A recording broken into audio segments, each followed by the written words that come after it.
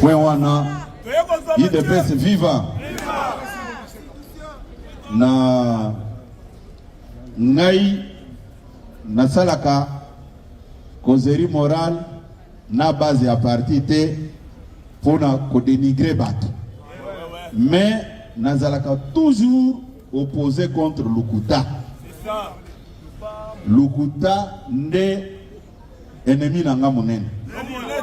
Ngana lingaka soki oyebi vérité loba yango même si ça ne vous profite pas. IDPS viva. Awa nakosenga ndeko na biso bandeko na biso technique bameka ko balancer moi image oya ndeko na biso oya lobaki ke yaza du bon côté de l'histoire biso toza du mauvais côté balancer image wana puisqu'il faut to tia les points sur les i pour makambo wana ici. La victoire de Félix Antoine Tshisekedi président. La victoire de Félix Antoine Tshisekedi président de la République, chef de l'État aux autorités politiques de notre génération. Le candidat de Félix Antoine Tshisekedi, notre haute autorité politique, gagne contre un candidat d'une coalition et des gens qui sont du mauvais côté de l'histoire. S'il vous plaît, Botika n'a apporté quelques précisions. Je dois apporter des précisions par rapport à cette mise en scène. IDPS viva, je ne peux pas permettre que quelqu'un qui n'a rien à voir avec l'IDPS, que nous avons recruté. S'il vous plaît, je pèse bien mes mots, puisque s'il vous plaît, vous me laissez, je ne vous ai pas invité ici pour vous dresser contre quelqu'un. Je ne vous ai pas appelé pour vous dresser contre Honorable Mbata. Je n'ai aucun problème avec lui, mais nalingi quand même que vérité batubaye bayan. Naebi, c'est bien de dire aux gens que Nana Zamutai de presse, c'est bien beau. Nakolobake, pour aller aux élections de 2018, s'il est sincère avec vous, pour avoir même l'uniforme de l'IDPS qu'il avait contacté. Nalobi, j'ai regardé cette sortie médiatique, je me suis dit, ça s'est craché sur le combat d'Étienne Tshisekedi Wambulu Baderez mémoire. On ne peut pas cracher sur tout un combat. Je n'ai aucun problème avec lui. Mais ce qu'il avait dit, c'est vraiment une honte. Je vais vous expliquer du début à la fin. De combattre, il y a l'obiaza du bon côté de l'histoire. Bino service, bino technique, bobimisa lettre nayo abimisa qui est candidat à l'Union sacrée, ainsi de suite. Ceux qui beaucoup balancent, tout part de là. L'homme de vérité. Tiens, dis, écoutez, ne faut plus faire des histoires que moi je tolère difficilement. Botika, bango bafuta kabatu bafinga kanga, mais moi je ne peux pas vous permettre ici que vous manquez bango respect. Non, je ne peux pas permettre ça.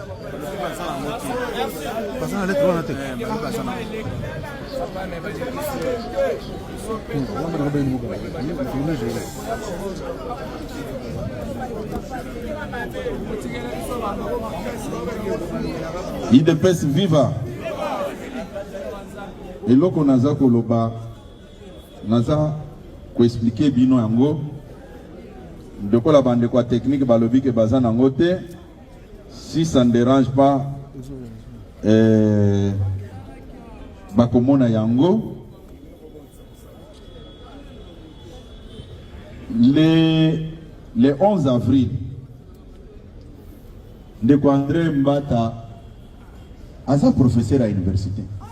Mais Aza professeur, il n'y a pas parti politique. Aza professeur à l'université, c'est qu'à Tangsak. Et puis Azo Tangsak na faculté Moko. Ceux qui ont na polytechnique, au coup de professeur Moussous.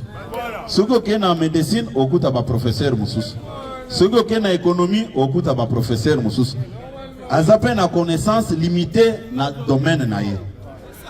Mais ils achètent en blanc pour faire n'importe quoi ou bien qu'on brandir non, moi je suis professeur, comme ça tout le monde doit s'agénier. Non. Non. Union sacrée est une plateforme composée par des partis et regroupements.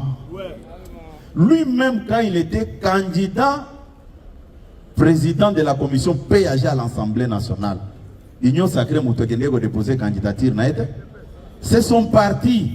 Déposé candidature. Et à l'époque, quand il était candidat vice-président de l'Assemblée nationale, ce parti ne déposé pas. Mais au nom de quel principe vous pouvez manquer du respect aux gens, au lobby que non, voilà, Ngaï n'a commis qu'au décider au lieu place. Il y a parti et le 11 avril, Admissi Mukanda naye à lobby candidat à Union sacrée au IDPS à Pessi et ça sénateur Lodi. Tout ça qui n'a une réunion on a convoqué dimanche na hôtel du Fleuve. Il était présent dans cette réunion. Tango a soulevé problème one. Séance tenante, Nayebisi que la personne humiliée dans cette affaire, c'est moi. Puisque chef Nabino Ezalingaï. Vous avez désigné cette personne sur base de quels critères? Oh, Ayaki ko déposer candidature na Union sacrée. Moi j'ai dit non. Soyons sérieux dans ce que nous faisons. Pour Nabatou, Bamon Abisso, moins sérieux. On doit désigner un candidat sur base d'un consensus. Bisso IDPS, tout le monde a dit il faut qu'on associe Batunyonso na Makamboyo. Na salelaki de quoi c'est le mandat. Puisque n'engue fonctionne kawana, je suis secrétaire général, mais je ne peux pas connaître tout ce qui se passe dans toutes les provinces. À chaque moment, mes collaborateurs sont là. Natinda kabango na lobby, kende otala likambuboye, oya ko sala rapport pour tout décider. Moutoyebi Sankourou bien, Ezakaka ba ressortissant yasa. Mais problème il faut boyer bezanine. Tant on lobby que biso toza du mauvais côté de l'histoire, mais c'est très grave. Tant on to sali ticket après concertation na batu nyonso, IDPS viva. Batuni noyo bakota ki na makambwana, ezana batoyo bazaki na ba député provinciaux na Sankourou. Tango tosali groupe regroupement politique ya AAAP Yandeko Tony Chiko Oyazali cousin ya Mokonza Mboka azui poste ya gouverneur. Biso IDPS tozui poste ya vice gouverneur. Bozola nanga malam. Na ABC de Tony Chiko. Comme Toso Sala Makambo nyonso na concertation, ndengo ebisinga kozokutana na Mokonza Mboka, mais kako tu na ye position na ezali nini na Makambo. IDPS viva. Viva. Eta vérité. Tango Tony akutani na Mokonzi. Mokonza ebisi eke naza ko soutenir candidat moko te. Bozola na ngai?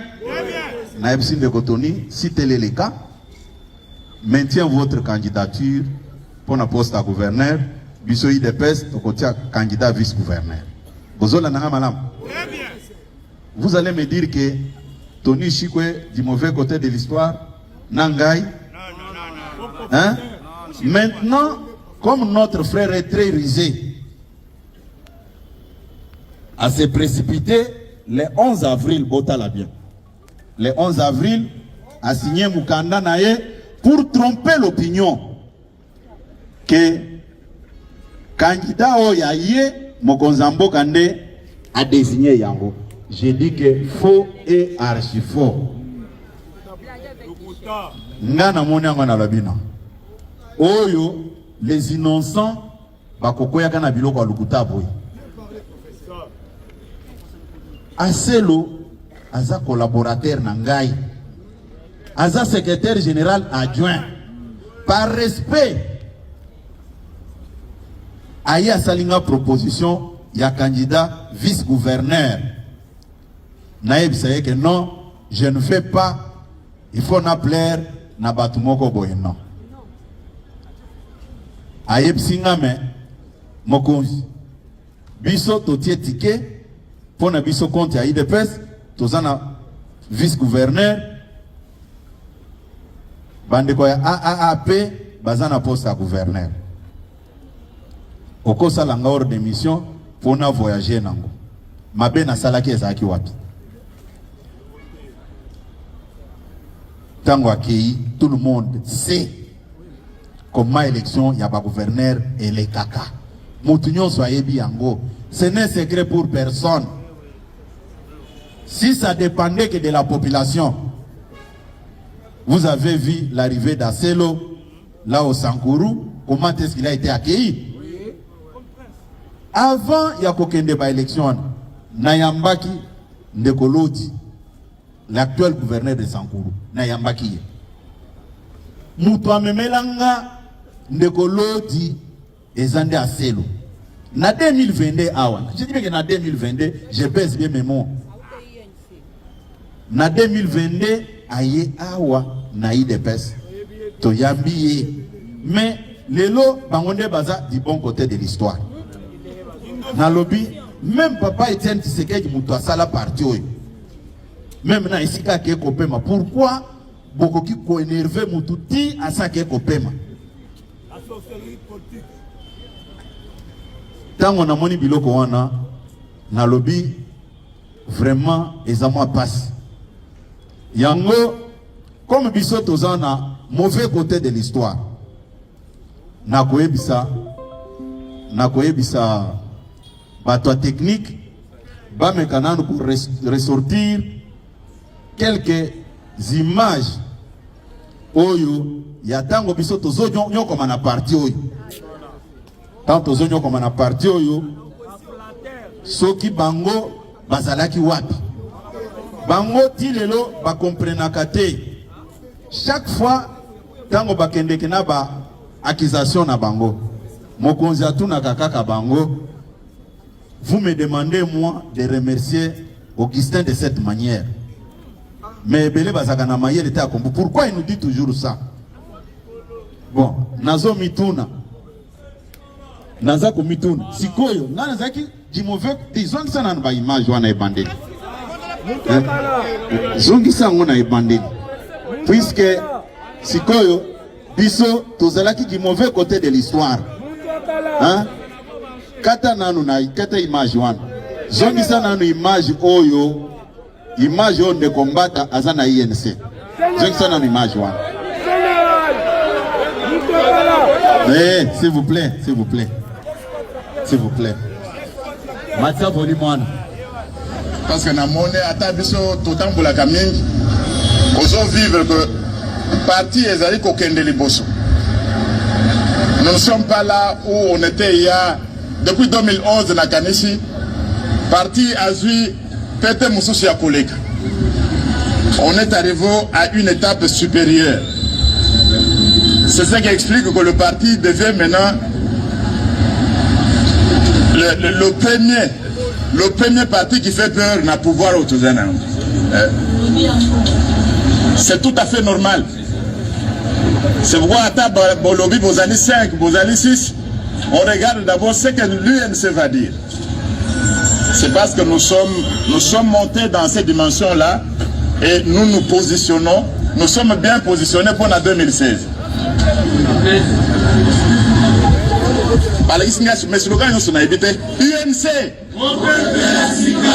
UNC UNC UNC UNC UNC il faut tout voter dans mon 2005. Alors, oui, merci. Il faut voter UNC. UNC. UNC. Toujours ensemble. 2016. Kamel est président. Oui, ça va. IDPS viva. IDPS viva. Nalobi boyebi sortie médiatique naye. Mutu nyonso azana Aden ya IDPS. Akoki ko supporter un nouveau venu na IDPS. C'est un nouveau venu. Nalobi makamboyo bon nalobi makamboyo puisque afongoli portango il faut yemokoya kokanga yango technique zongisa nanu ba image ya biso banu ba bato toza du mauvais côté de l'histoire zongisa yango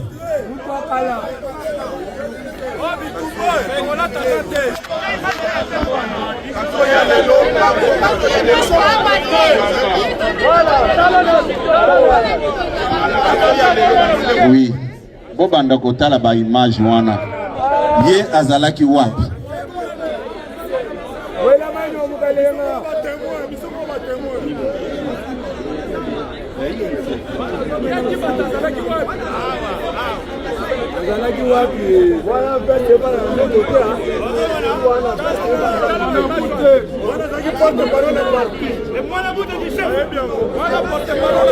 Tango biso toza kosala campagne à descente à la base na mokonza mboko ye azalaki wapi ye azalaki wapi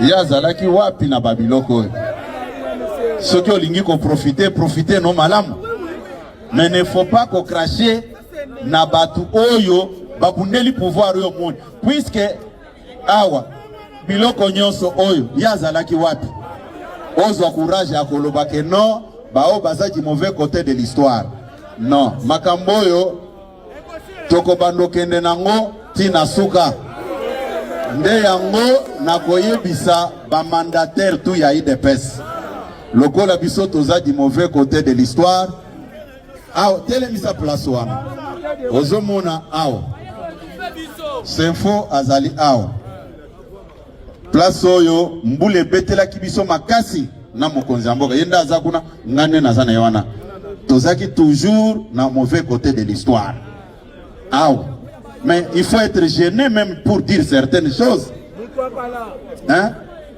boyebi quand vous oyebi na comprenaka bana mususu na biloko bakomaka na ba compte Facebook na bango quand vous parlez de Kabuya il faut bien vérifier le parcours de Kabuya dans ce que vous dites puisque nalobi eloko moko na koyebisa bino ezake na kotikala koyokisa famille nanga sonité même les jours où je dois quitter mes fonctions de secrétaire général na kotikala koyokisa famille nanga sonité puisque ça joue beaucoup sur ma dignité mbongo ko lokota yango mais awa biso tozalaki du mauvais côté de l'histoire mais pouvoir c'est comme une lampe sur la table hein tango tozo sala ba matinée place oyo awa ya zalaki wapi hein azalaki wapi hein erwana zoyemba kuna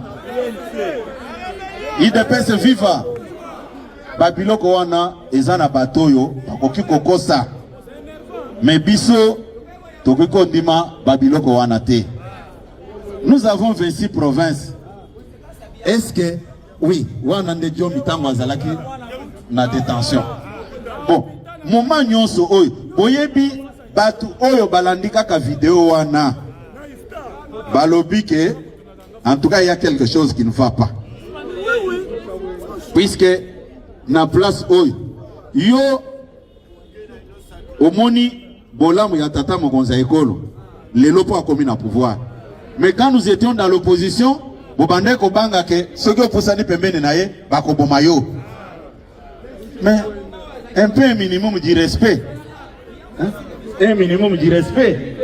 Et ça va bien côté que au télémika kaboye, au bandit ko sala dit n'importe quoi. Non, moi j'ai pas. Ah, tout ça période à 5 ans. Hein? Tout ça c'est les réunions et bande. Mais babilo ko nyon so wana. Histoire beaucoup falsifié en goka kaboye. Beaucoup falsifié en goka kaboye. Hein? Hein?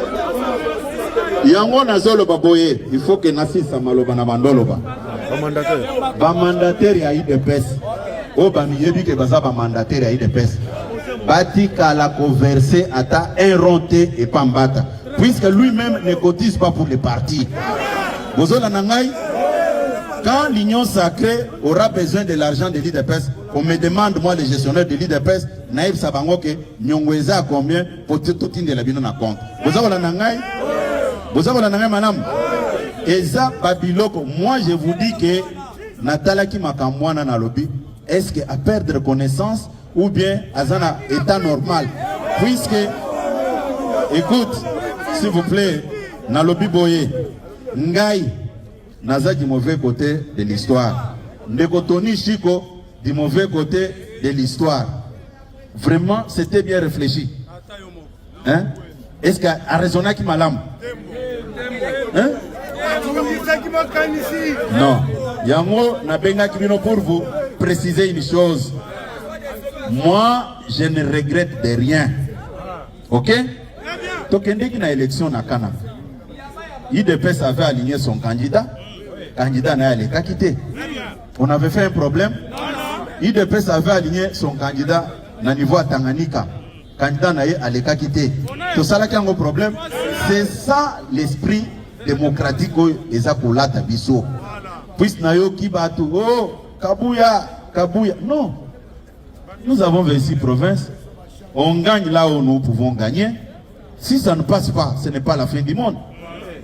Hein? Ce n'est pas la fin du monde. Je n'étais pas dans une compétition avec qui que ce soit. J'ai respecté la procédure. Nalobi bisotos à la bagourmate. Mbata ne peut pas être catholique de plus que le pape. Oui, il ne peut pas être catholique de plus que le pape, puisque ce qui l'anime, c'est de l'orgueil. Non, nous avons dit bon lobby, na parcours politique entre Bissomi Balé, je ne vois pas ce que Mbata représente politiquement de plus que Ngaï. Moi j'ai une histoire au sein de l'IDPS que personne ne peut pas effacer. Il a parlé, moi je vous dis qu'il a parlé, personne du sérieux n'a qu'à partir à Betelake Maboko. Même bateau yaye, balobaki ke au café. On ne peut pas vivre comme ça. Ngaï, les 13, s'il vous plaît, les 13, ceux qui n'ont pas la kindeko, assez l'ordre de mission, c'était pour montrer à tous les membres de l'Union sacrée qui sont encore aveuglés par M. Mbata qu'il utilise le nom du chef de l'État pour vous mentir. Moi, je signe aussi l'ordre de mission. Puis si vous regardez très bien, l'ordre de mission est sorti 2 jours après. Puisqu'il n'avait pas ce soutien-là. C'est comme ça que Ngaï, ceux qui ont une information, Tony Chiko peut avoir une information. Nous parlons de quoi? On ne peut pas continuer à tromper les gens comme ça. Au lieu de se taire, au bimio bandiko sala, aux akoloba mamakambo, puisque terrain au bazolinga kokende, et ça terrain moko très sensible. Bakolonga nga na terrain wanate. Bakolonga te, il dépêche viva. Bon pété la maboko makasi. Baza pour profiter na bonne éducation à Mokonzamboka pour faire du n'importe quoi. Vous me voyez, moi, le chef m'appelle, me dit que non, je soutiens tel candidat, laisse, n'a s'engager dans un bras de fer, Il faut biloko anesi. IDPS viva. IDPS viva. Ngai ndenge naza koyebisa bino awa. Nayokaki ezao naza komona te. Te yoko petsango te po mokonzi mboka salobaki. Ngai nalingi bosala diversion te. Eloko naza kokamwa eza nini? Batu o bakoki koloba vérité baza en mesure ya koloba vérité te. Monaki bandeko mususu o bayebi bien que baza suspendi. Na suspendre bango bakei na plateau ya télévision moko boye. Au lieu baloba que non, nous sommes suspendus pour avoir tenu des propos discourtois à l'endroit du chef de l'État. Comme Kokosa, oh, Kabouya c'est un dictateur. Oh, voilà. Mon konzaloba qui prend un congrès kota. Si le quotité. Oh, il peut avoir ça qui bango à côté na danse. Oh non. Ceux qui ont aussi pas qui congrès kokota, ceux qui ont quotité, qui est à la base. Non. Tous à la série. IDPS viva. Nana vanda kakaboye na lobby mais dimanche batunyoso bakendeke ba église. Pourquoi molimo ya lukuta bakoki kolongola bango yango te? Vous prenez tout votre temps rien que pour mentir. Et puis tango bazo yebisa bino ko mokonzi mboka lobaki congrès il faut seulement du 10 au 14 décembre. Te ezalaki bongo. Mokonzi alobaki bongo. Mais avant kokende congrès, ezalaki na ba étape ya ko respecter. Puisque tango mokonzi alobaki yango na mois de septembre. De septembre au mois de décembre, c'est-à-dire 3 mois oyo, ezalaki pona ko préparer congrès. IDPS viva. Ba yebisaka ba combattant ke toza kokosa bino. Puisque ndenge mokonzi a programmaki makambo, c'était faisable. On pouvait préparer le congrès dans 3 mois. Toké congrès. Mais quand nous sommes rentrés, tango tolongwaki oya toyeti ao. Lokola batu bazaki na bajanda na bango. Pourquoi bozo pensa groupe te? Bos tango tolongwe oya toye ao. Lokola batu bazaki na bajanda caché na bango, basali eloko mususu oyo mokonzi mboka alobaki te. Baye na logique ya bicéphalisme. Oyo ya kozala na secrétaire général oyo ya bango ba fabrikaki na secrétaire général oyo mokonzi mboka ayebaki. Puisque tokomaki na logique net ya oye pande konayo okuti azana chauffeur o memelaka emotuka yo lobité. Tolingi chauffeur ote, tolingi topesa oka chauffeur oyo. C'était ça la démarche. Tout meli, tozui des mois de septembre, ti na mois de novembre. Boyoka nezate, balingi ko créer biloko mususu, o mokonzi mboka lobaki te. Je pense que ce soir, quand je vais parler, notre ami qui avait organisé son plateau de télévision pour relayer les mensonges de nos amis là peut retenir quelque chose. Je le comprends, c'est de bonne foi qu'il avait réussi nos amis là. Mais ce soir, je sais qu'il est chrétien. Un chrétien, c'est quelqu'un qui dit la vérité.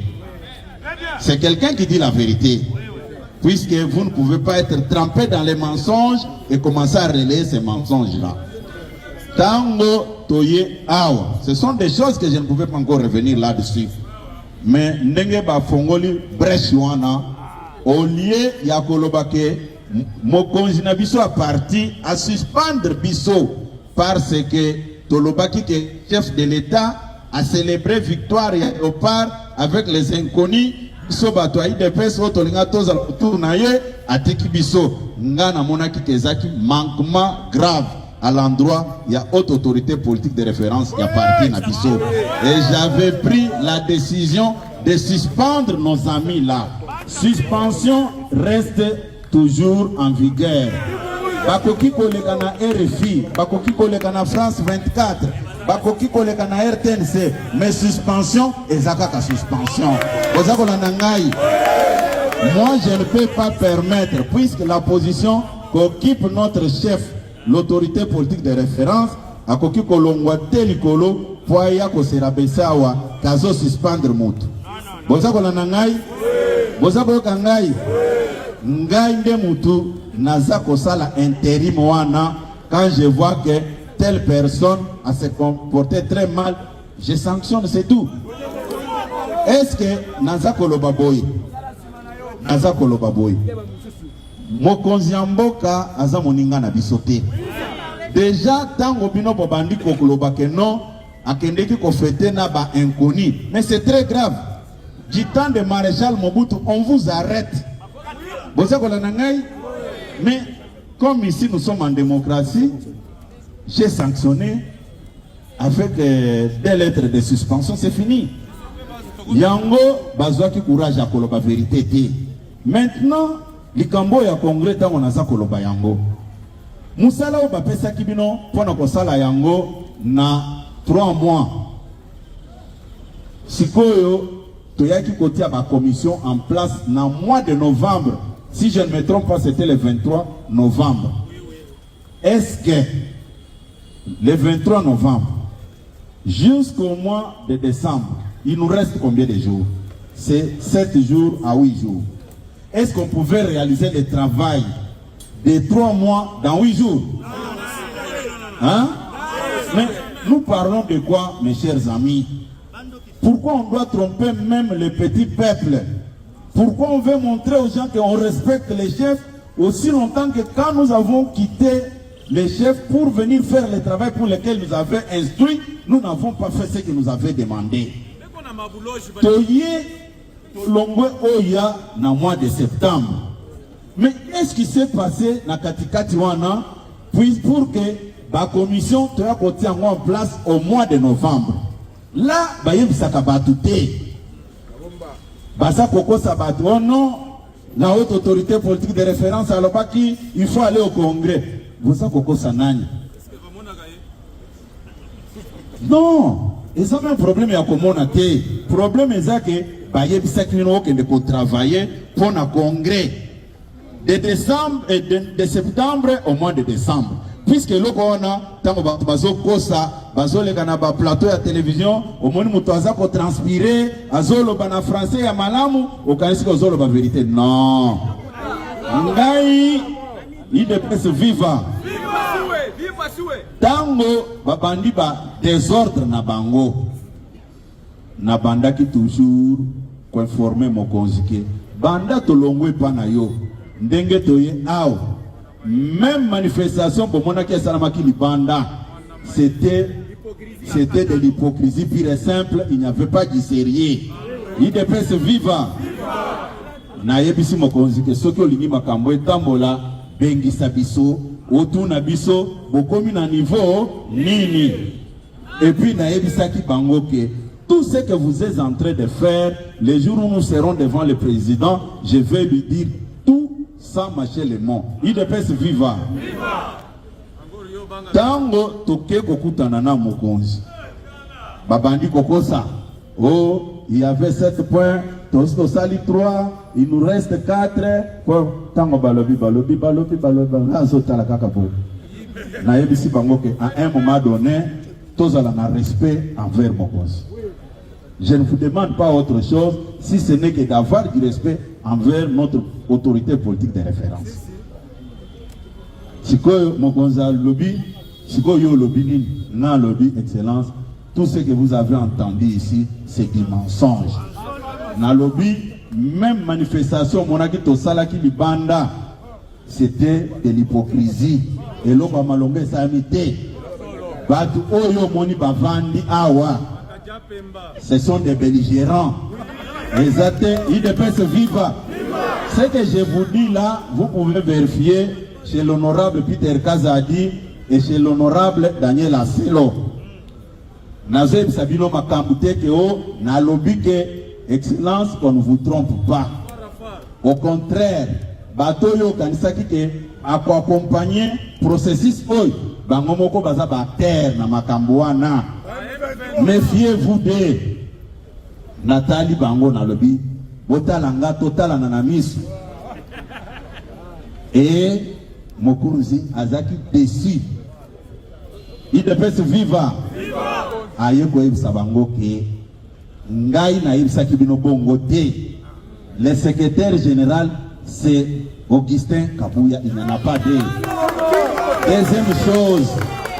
Deuxième chose, tant on a le baki que exécutif est préparé congrès, na le baki que a préparé congrès, yene na un de ses adjoints. Bozakola nangai? Baye baki vérité wana, mais babando kaka comment pour faire la diversion na bamakam. Ndebo monaki tango tolongwaki na mois de novembre toye kokoma on a convoqué réunion na lobby. Le moment est venu où il faut toye sa collaborateur na biso vérité de ce qui s'est passé loya. Il devait se vivre.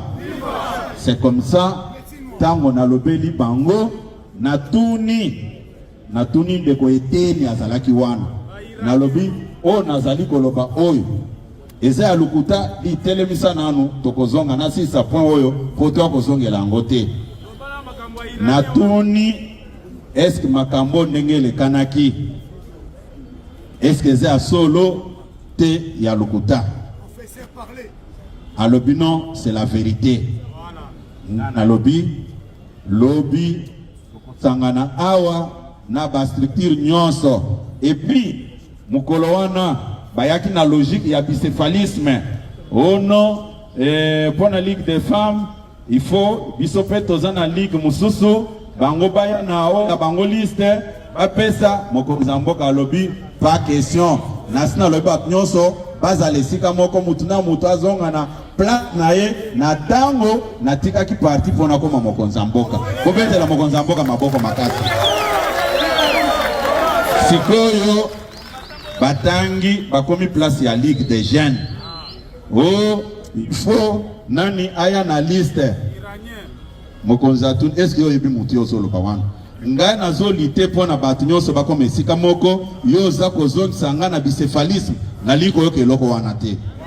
Na liko yo kango te makamu nyonso bozo sala en cachette na yebi yango. Vous devez arrêter ça. Il devait se vivre. Makamu nazako loba oyo bazo courage ya koyebisa bato balandaka bango s'imagine manière aveugle. Nazo tangela bino ba témoin, je cite Peter Kazadi na Daniel Aselo. Même ndenge nazo loba bo soki ozuika téléphone on lobby, c'est déjà auto loba boy. Est-ce que l'Obama ki bongo ba ko soki il a dit la vérité. C'est comme ça tango toye ao. Na lobby, maintenant les choses sont claires. On peut mettre en place la commission. Tango, tu la commission en place. Nazolo ba sous contrôle. Il y a maman Ligue des femmes, maman commission égalité hommes et femmes. Pourquoi bazalaki? Na MC bango que to sala commission moko na taille moko ya muke balobité. Biso nyonso il faut to zala kaka na kati ya commission wana ngana lobby di botika ka ba commentaire na bino wana uswa to zu micro lobby esili sibatu moko na ba groupe bozana ngo sibakanga bino na boumbu bakanga bino na baumbu lukuta si lukuta bazoko sabino bakosi na face A bakosi pe na face B eleki kaka. Maintenant quand on vous donne la vraie information vous voulez toujours faire le bruit inutilement. Nde yango tango balobi bongo na seki na lobi bon comme bolingi kosala musala o boye ngai na kosenga bino mutu nyonso asala proposition na ye pona makambo etali commission na sengi bango nyonso mutu na mutu ba papier yango naza nango puis ce sont des preuves puis ce que je vois pas même une année bazi makambo nyonso batienga na mutu nga lobi ok il y aura un temps au mutu na mutu à cause de la restitution avec des preuves tango basali bamitie bango nyonso boyebi munene na exécutif wana bango tout bakoti. Ligue des femmes, balobi biso tokotika la simate. Commission égalité hommes-femmes, balobi biso pe tokotika na simate. Ligue des jeunes, la même chose. Pas mususu babundaki. IDPS viva. Ngai nalingaki kosala nini? Nazui ba proposition na bango. Et ce que je vous dis est vérifiable. Vous pouvez demander chez le cordon Rémi Massamba et chez le cordon Joseph Kassonga. Bakoye bisabino que ce que le secrétaire général vous dit, c'est ça la vérité. Maintenant, dans la commission ebimi, oh, batu bakoza lebele boy na commission T. Balinga bazala mukenga lobi mais si bino nde bosala ki proposition. Yo tango za ko proposer kombo na yo ke yo il faut ozala. Moninga pa ko proposer kombo na ye que ye plaza la nakati. IDPS viva. IDPS viva. Vous allez comprendre avec moi que ndenge to uti makambo ndenge eza kokende. Il n'y avait pas de sérieux na mitema ya bandeko na biso. Bazaki na bajanda na bango. Ngai naza kotika. Maintenant, balinga pas profiter na liwaya ndeko nanga grand frère nango nga na landaki puisque akufaki na même période nga lobité. Le logo za la gouverneur ya banque. Okufeli mwana. Okotele misala ya banque te pose matanga. Tu dois travailler et après ok ko pe momutu mususu continuer na musala wana. Puisque jour biso tozana bango awa tozo discuter makambo ya mise en place ya commission bazole kana corps ya grand frère nanga bazokendo tika ngona cinquantenaire. Il faut avoir un grand cœur pour présider la réunion. Na ba mususu balobaki me yo zana matanga habité. Na kokiko tika makambo te. Il faut aussi le sayango na lingité un jour. Puisque je sais très bien qu'en face de moi, il y a des gens animés de la mauvaise foi qui n'aiment pas dire la vérité. IDPS viva. Tango totie ba commission en place. Commission bandi musala. Dès le premier jour, bato bando ke na ba commission wana. Il n'y avait que Kofi nganga na kati wana. Ngana zo sala semblant. Nazo kipe ya ngote. Baza Kofi nganga tous les jours na ba commission wana. Ceux qui batuninga le binono, bosala musala, je ne vais pas porter la responsabilité ya échec à makambo wana. Na le bosala est fort musala wana esila. Soutien financier et matériel. Il n'y avait pas à dire là-dessus. Tokomi les 10 al babandi makam. Chef de l'État Lobaki, chef de l'État Lobaki, chef de l'État Lobaki. Non, bazotanga comme moi n'a pas respecté, c'est par hypocrisie. C'est par hypocrisie. Nazana moko azaki na kati na bango. Asa yebisanga ke secrétaire général soki omoninga na longwaka na groupe wana. Soki ba misi ba discussion na biso. Oto bando sala un moment donné na bando tout mais o ezala muka ou bien IDPS o bazako s'attaquer na mokonzamboka boui. Vous vous rappelez période où mokonzamboka kendeki États-Unis ezana jeune na biso moko fort du progrès asa mokuse bataka makelele belé boy ceux qui balèze akendeka pa États-Unis mais ndenge ba kritikaka mokonzamboka pour le déplacement à mwana wana. Ce que je vous dis là, c'est ça la vérité. De quoi on a que mais secrétaire général, ce qui numéro à mon qui me conzambo à la katana groupe wana, il ne pouvait même pas accepter que ces gens sont encore avec moi. À lobby, natuni bango na lobby mais Babilo ko boza koloba oh. Est-ce que vous vous rendez compte? IDPS viva. Mais je dois vous dire une chose ce soir que vous pouvez tromper tout le monde, pas pour votre propre conscience. Il n'y a personne qui a informé collègue Mokonzambok Azate. Peut-être Bango Bando Salabilo Kongo Mokonzambok Mokonzambok. Azana pas information nyonso.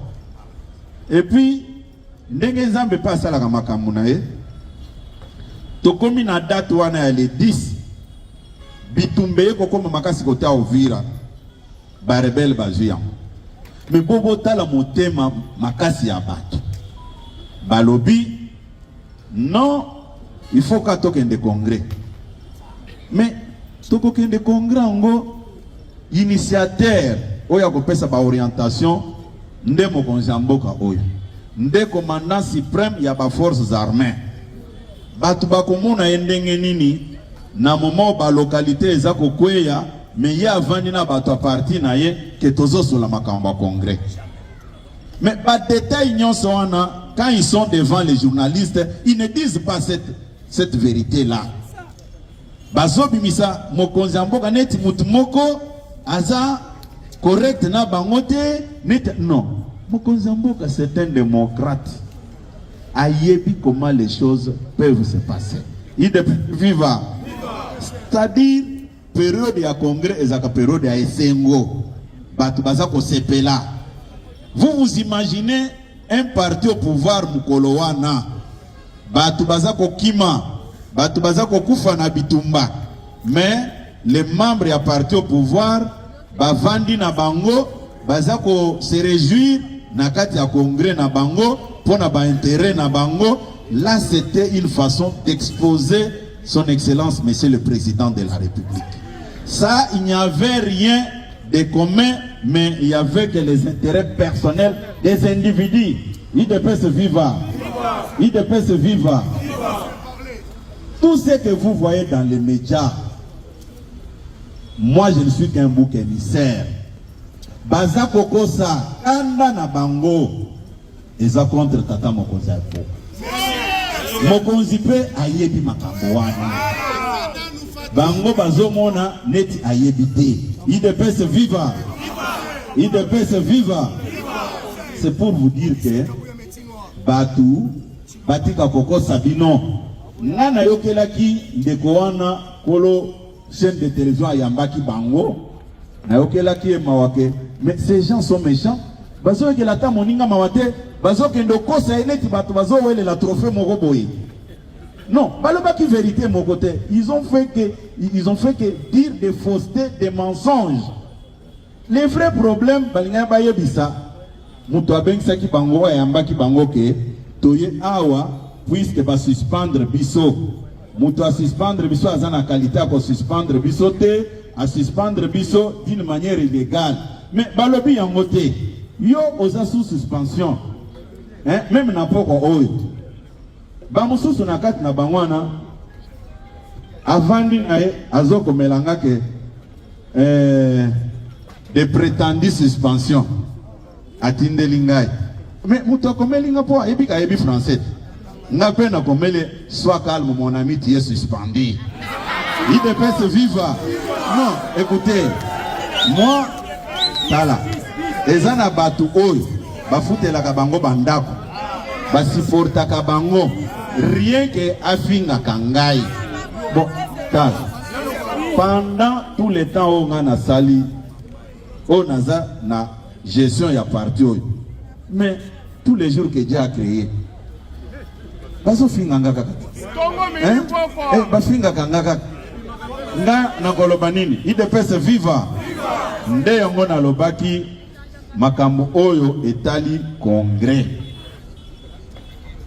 On ne force jamais la main de l'autorité.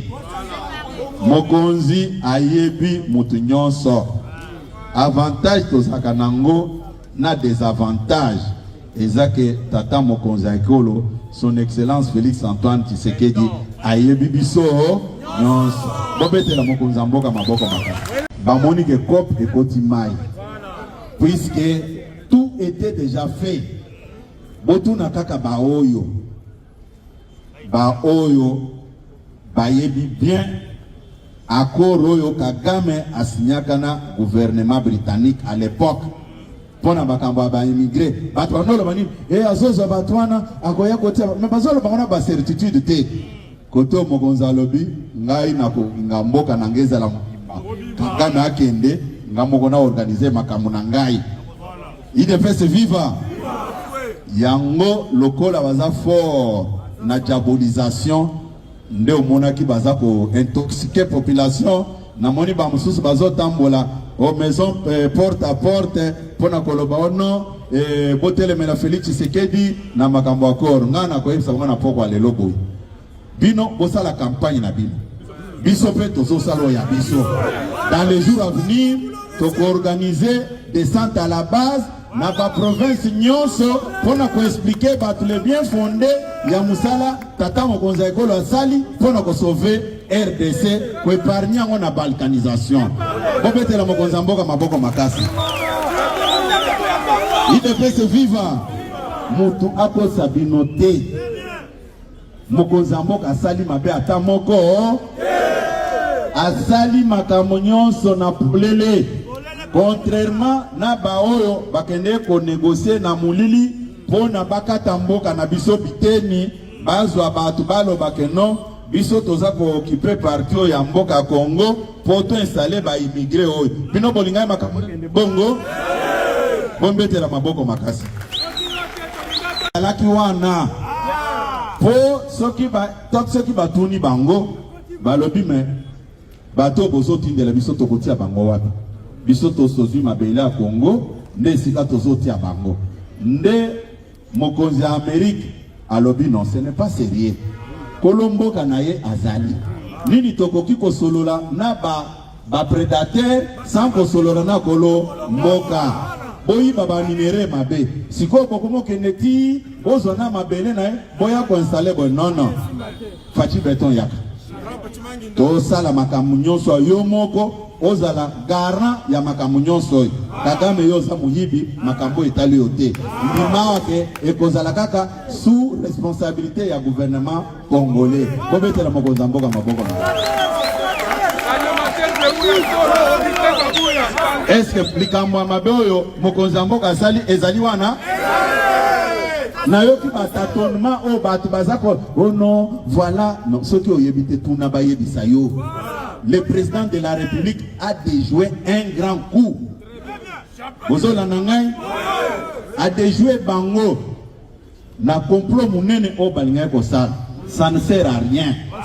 Méfiez-vous de tous les gens qui parlent avec leur petit diplôme là kaka pona ko yiba pona ko kosa ba IDPS viva bombete la maboko makasi.